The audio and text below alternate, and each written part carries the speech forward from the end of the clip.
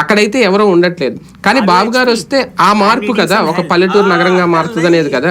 అది మొన్న 5 ఏళ్ళు అంటే అవలేదు, కనీసం ఇప్పుడు ఇంకా పునాది పడకపోవడం, ఈ వరదల వల్ల ఇంకా పూర్తిగా అది అవదా అని ఒక భయం.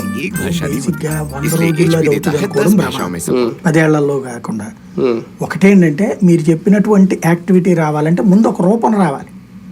ఫస్ట్ ఒక రూపం వస్తే ఫ్లోటింగ్ నడుస్తూ ఉంటే, ఇప్పుడు ఫర్ ఎగ్జాంపుల్ అక్కడ హైకోర్టు ఉంది, హైకోర్టుకి లాయర్లు అందరూ వచ్చే వాళ్ళందరికీ అక్కడ ఇల్లు కావాలి, ఆఫీసులు కావాలి, ప్లేస్ ఎక్కడ ఉంది?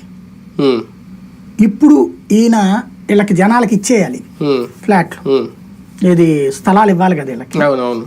ఆ స్థలాలు ఇచ్చేస్తే అప్పుడు అపార్ట్మెంట్లు కట్టిను, షాపింగ్ కాంప్లెక్స్లు కట్టిను, వాటిని వీళ్ళు అద్దెలకి తీసుకోవడం కొనుక్కోవడం చేస్తారు. మీకు ఐడియా ఉంది బాగా. ఇప్పుడు వారధి దాటిన తర్వాత తాడేపల్లి ఒకప్పుడు ఎలా ఉండేది, ఇప్పుడు ఎలా తయారైంది, ఎందుకు అంత ఫాస్ట్? అలాగని అక్కడ ఏమో పెద్ద ఇప్పుడు ఉన్నాయి, అప్పుడు అంత మించి ఏం లేవు కదా. జగన్ యాక్టివిటీ ఉంది కాబట్టి.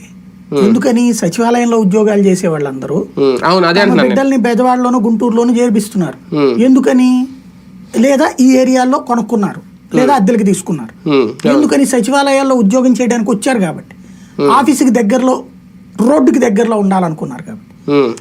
అమరావతిలో రోడ్లు లేవు కదా అప్పుడు. ఇంకోటి, పిల్లల్ని చదివించాలంటే స్కూళ్ళు లేవు కదా, లోకల్ గా ఉన్నటువంటి గల్లీ స్కూల్లే కదా ఉన్నది.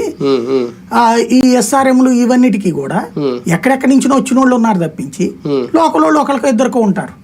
ఇంకోటి, స్థలం ఎవరు కొనుక్కోవాలన్నా లేదు కదా అక్కడ. నేను అంటుంది అది. ఇప్పుడు ఎప్పుడు యాక్టివిటీ వస్తుంది? ఎన్ని ప్రైవేట్ స్థలాలు కొన్నారు, అపార్ట్మెంట్ కట్టారు, అమ్మారు. అక్కడ 55,000 ఎకరాలు ప్రైవేట్ స్థలం లేదు. ఇక్కడ కూడా చాలా వరకు పొలాలు ఇప్పుడు ఇక్కడ